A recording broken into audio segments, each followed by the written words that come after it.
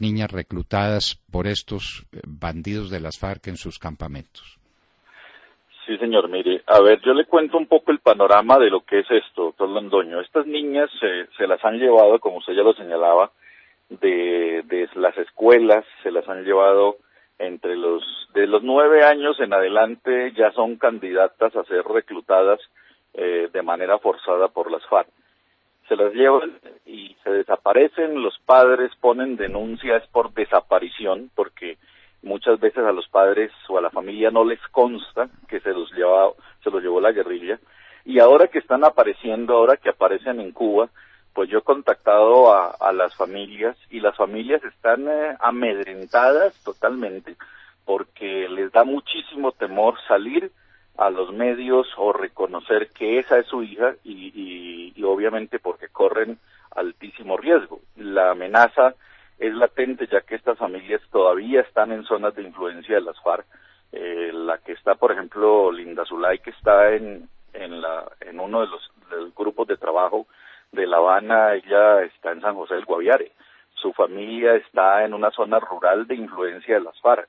Así que ellos exponer el caso y denunciarlo, pues es absolutamente aterrorizante. Pasa lo mismo con otra niña que es de San José del Guaviare y del Caguán. Hay 2 niñas del Caguán que están también allá en el equipo de La Habana, y que las familias están amedrentadas, porque primero las daban por desaparecidas, creían que estaban muertas, y ahora que han empezado a salir imágenes y fotos de estas niñas, pues se dieron cuenta que estaban en la guerrilla, y que son las mujeres de comandantes, son las mujeres de los que están allá. Se las llevaron, y estas niñas también ya están adoctrinadas, que eso es lo otro, ya están ellas con un modo de vida hecho, empoderadas a un arma, a un uniforme, ahora a la oportunidad de salir hacia Cuba.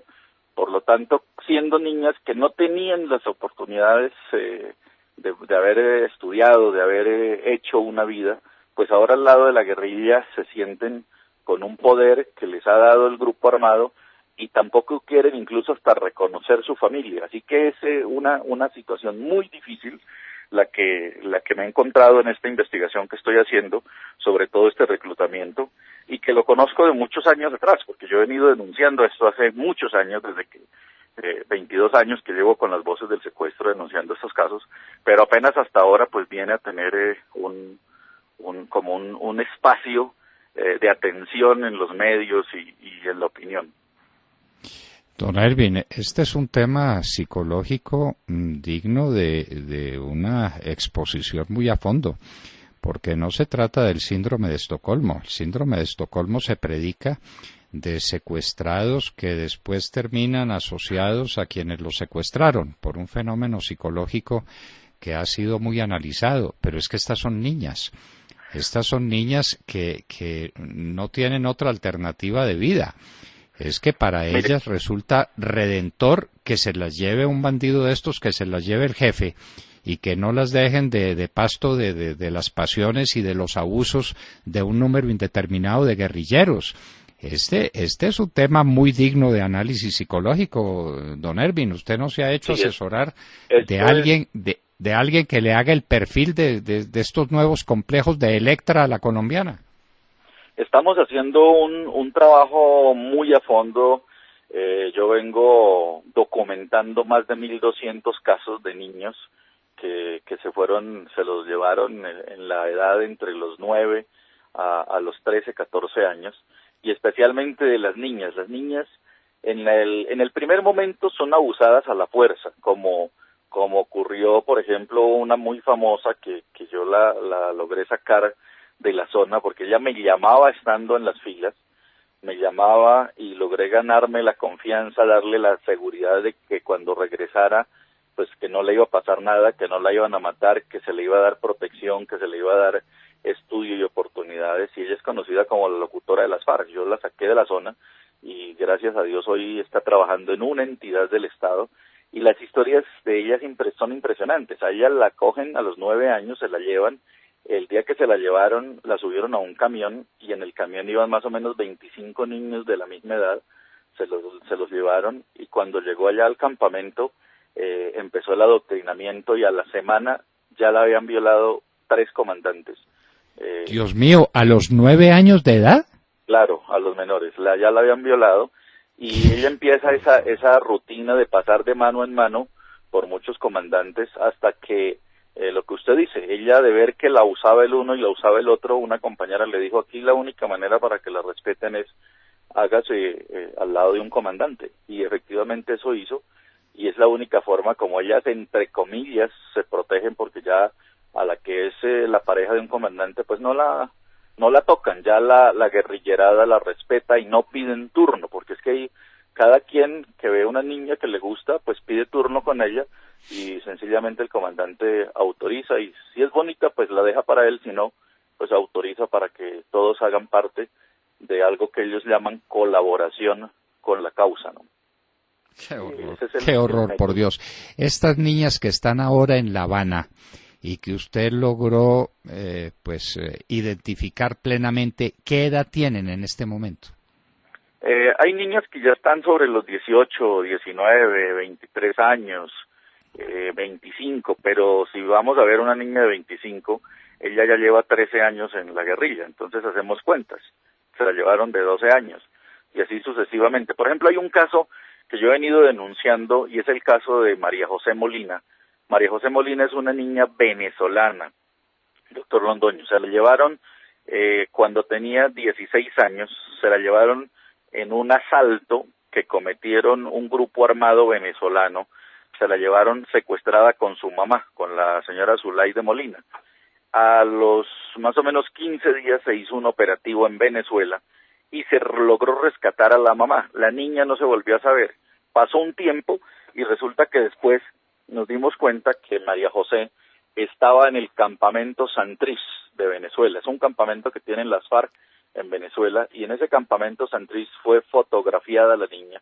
Ese caso fue expuesto en la OEA para denunciar a las FARC. Cuando usted recordará, se hizo la denuncia de la existencia de campamentos de las FARC en Venezuela, y ahí fue fotografiada la niña María José Molina. Hoy en día la niña está en las filas de las FARC Venezuela, y tenemos el conocimiento que es la compañera de uno de estos comandantes que está al servicio de José Santrich en el campamento Santrich. Yo he denunciado el caso, y Santrich escribió una columna en Ancol diciendo que yo le estoy haciendo a él un falso positivo, que yo le estoy haciendo un montaje a él con ese caso.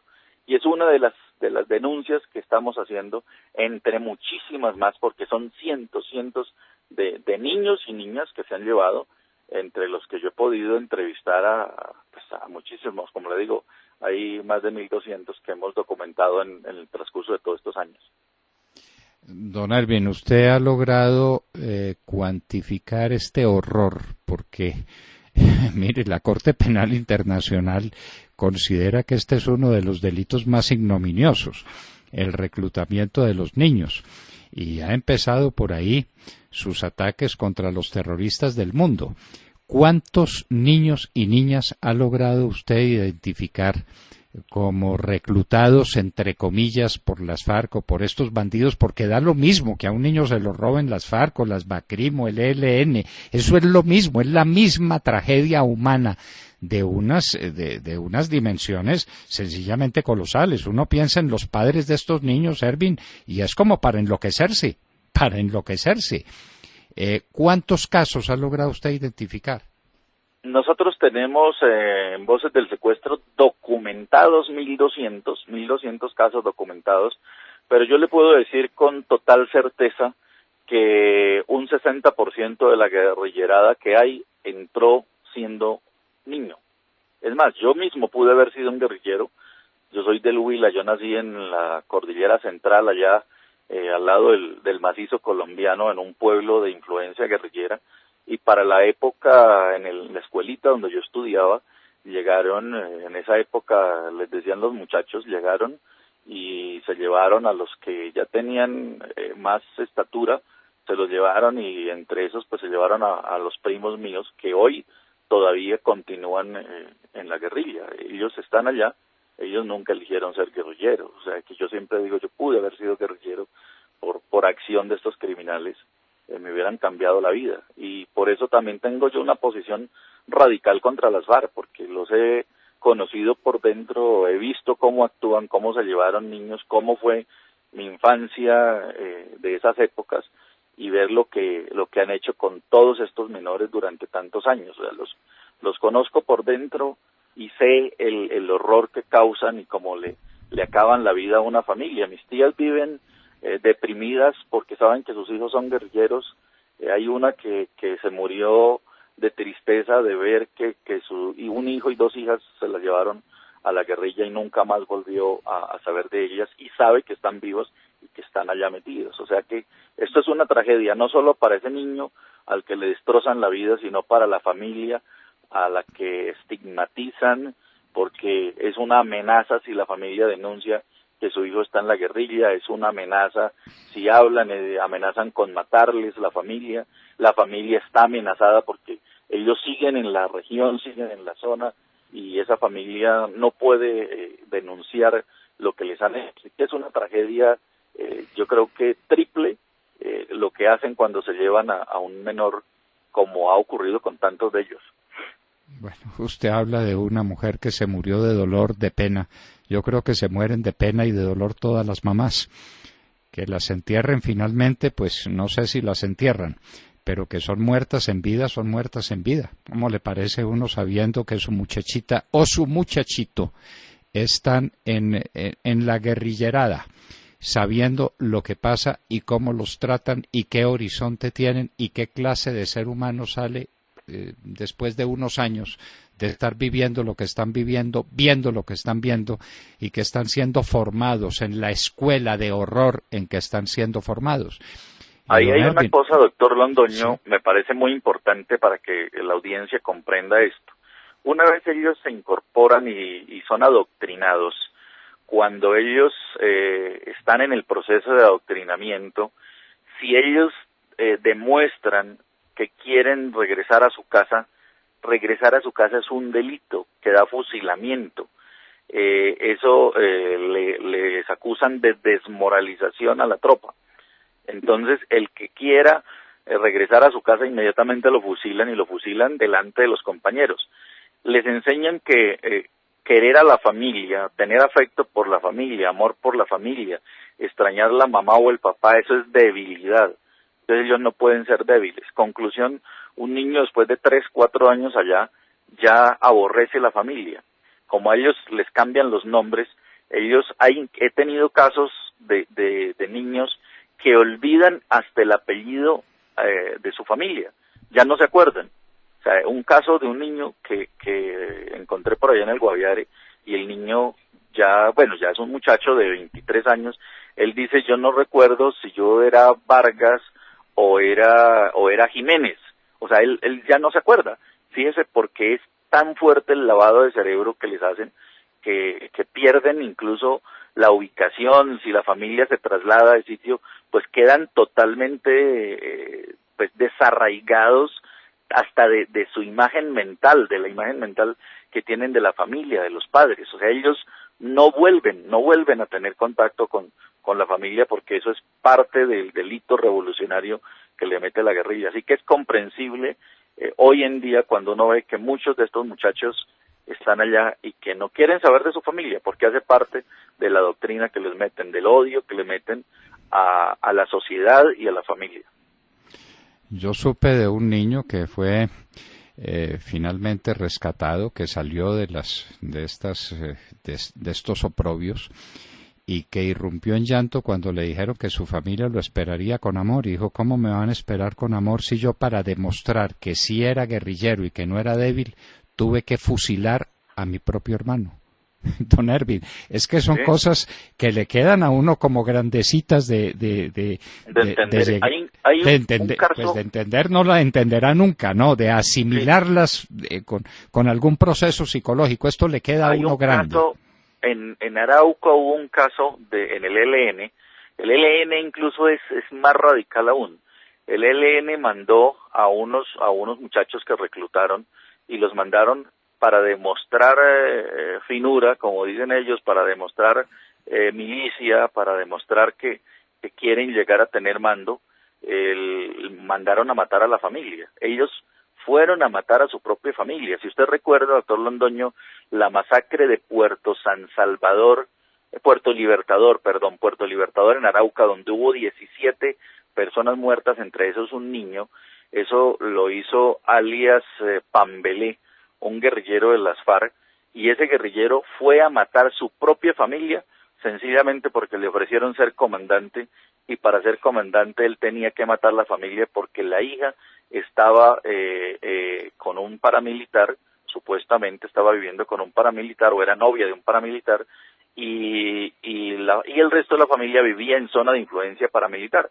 Entonces la forma de demostrar que él sí quería ascender era ir a matar a la familia, y se fue y mató a la familia. Ese caso lo tenemos documentado. Fueron 17 personas que asesinaron ahí en Puerto Libertador, a las orillas del río Tame en Arauca. O sea que de esto hay cientos de casos. La historia todavía no se ha escrito sobre el horror de lo que significa la vinculación de menores a las filas de estos grupos terroristas. Estamos hablando con el periodista Ervin Hoyos, cuyo programa Voces del Secuestro es el único consuelo que han recibido centenares y millares de familias que han perdido entre la selva a sus parientes, a sus amigos. Bueno, y cuénteme, ante estos horrores que usted denuncia y que usted tiene documentados, ¿qué respuesta le dan, por ejemplo, en la Comisión Interamericana de Derechos Humanos?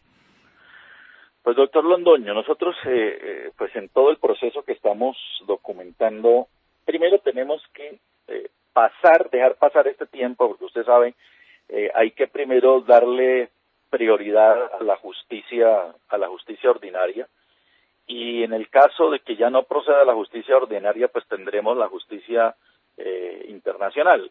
Así que estamos en un proceso en donde esto es un limbo, ya que como hay un proceso de paz y todo lo que sabemos, aquí no se puede actuar todavía. Se pueden poner las denuncias, pero de ahí no trasciende. Ahí la Fiscalía tiene más de 2.500 denuncias por reclutamiento forzado de menores que no tienen ningún anexo porque no han avanzado, aparte del testimonio que entregamos nosotros o aparte de la versión que dio la víctima cuando dejaron las filas. No hay nada más aparte de eso. Así que tendremos que esperar, pero sí el objetivo es documentar con todos los testimonios de ellos, ya que ellos cuando regresan, cuando dejan las filas, colaboran, entregan información, dan los nombres de los comandantes, dan toda la casuística y también entregan material probatorio.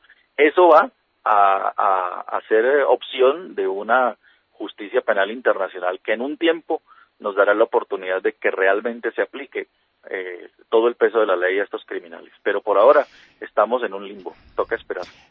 Y hay niñas que han salido a decir con toda claridad cómo las violaron, cómo quedaron embarazadas, tal vez sin saber de quién, de entre tantos de los que pedían turno con ellas, y finalmente las obligaron,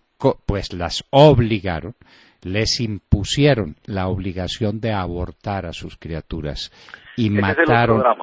Ese es el otro drama. Y mataron al niño en presencia de ellos. Por Dios, don Ervin. Esto es un estado de subhumanidad en último extremo. En último extremo. Usted lo decía, ese es otro drama. Ese es otro drama, el del aborto. Sobre eso también tenemos muchísimos casos. Es que yo no he encontrado todavía una sola guerrillera que no haya tenido que abortar al menos una vez en las FARC. De todos los casos, todas han tenido que abortar. ¿Por qué?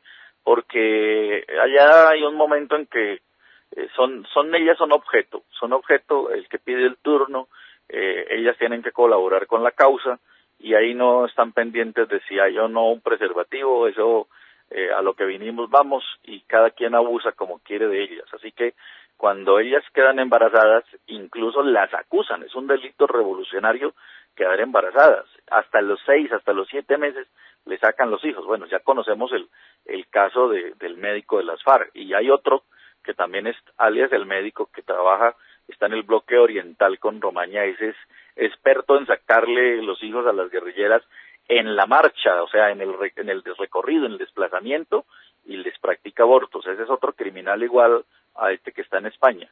Y de todos esos casos se quedan pues por ahora en la impunidad, porque la única que puede dar la versión es la guerrillera, que cuando salen son las que confiesan eso. Así que son cientos de mujeres, niñas que se lo llevaron, y todas han pasado por lo que podemos llamar la tortura del aborto, que es otro crimen.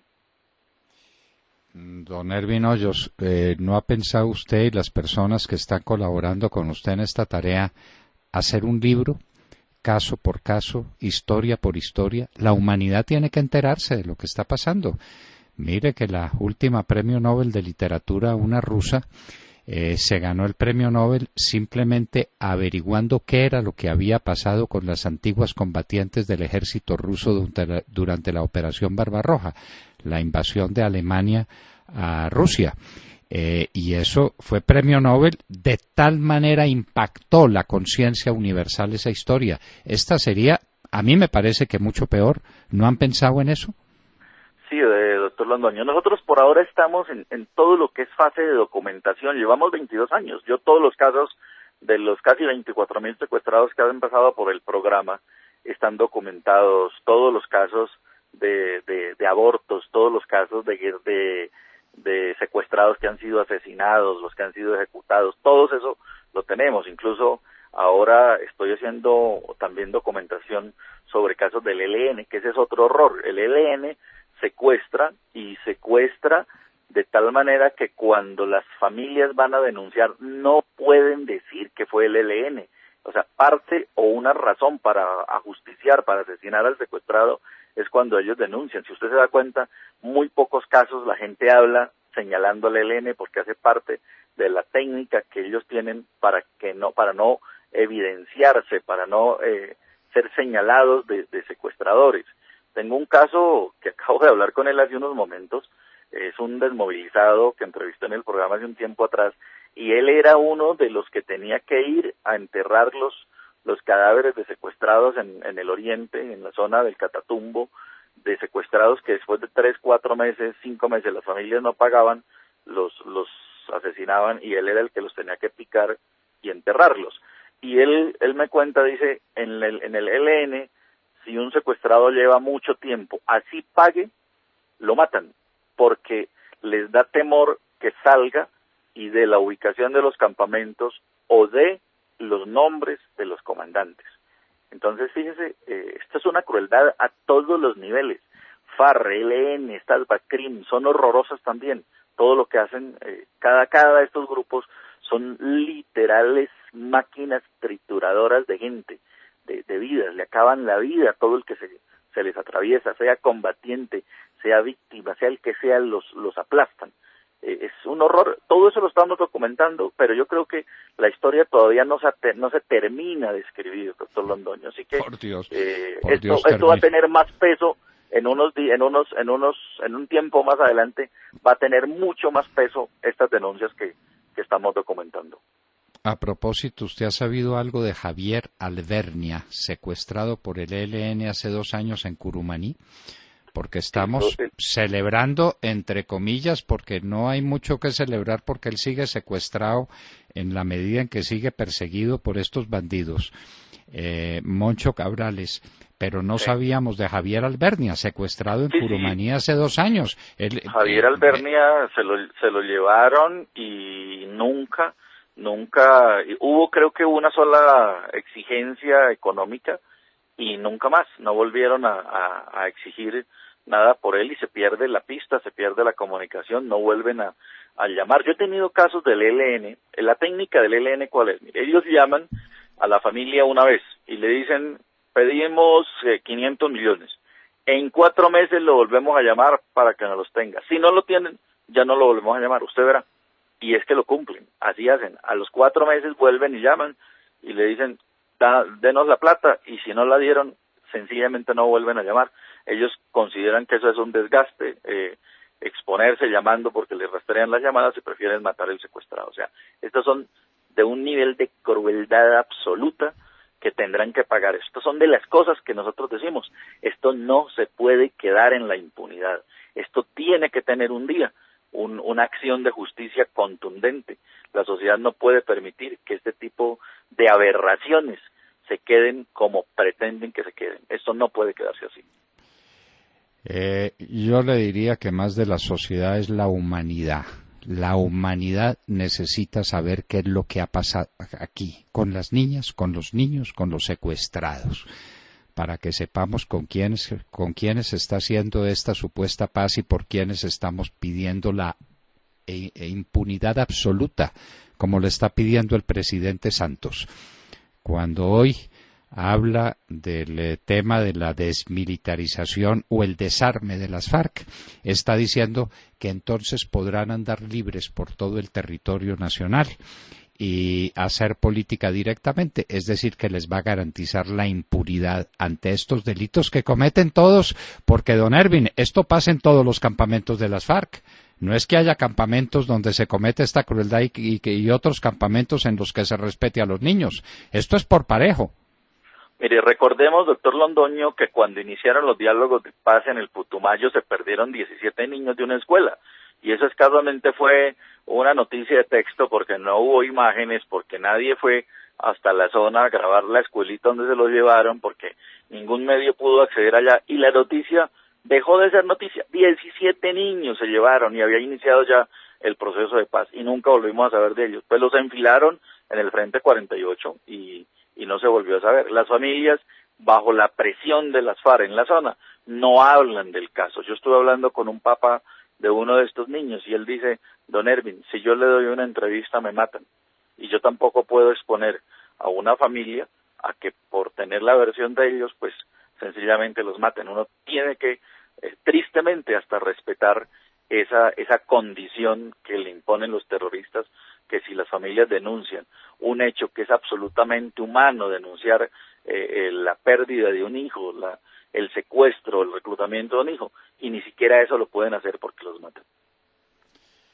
Periodista Ervin Hoyos, yo creo que usted tiene una obligación con la humanidad de terminar esta investigación, de precisarla, de documentarla como conviene, para que toda la humanidad sepa qué es lo que ha pasado en Colombia, para que nos hagamos cargo de esta tragedia y para que intervengan aquí los mejores especialistas, médicos, psiquiatras, psicólogos, psicólogas de primera condición, para que tratemos de entender lo que uno no es capaz de comprender, pero para que sepamos qué pasó y hasta qué niveles de crueldad y de inhumanidad ha llegado esto que se llama, o que llaman tan eufemísticamente, la guerra.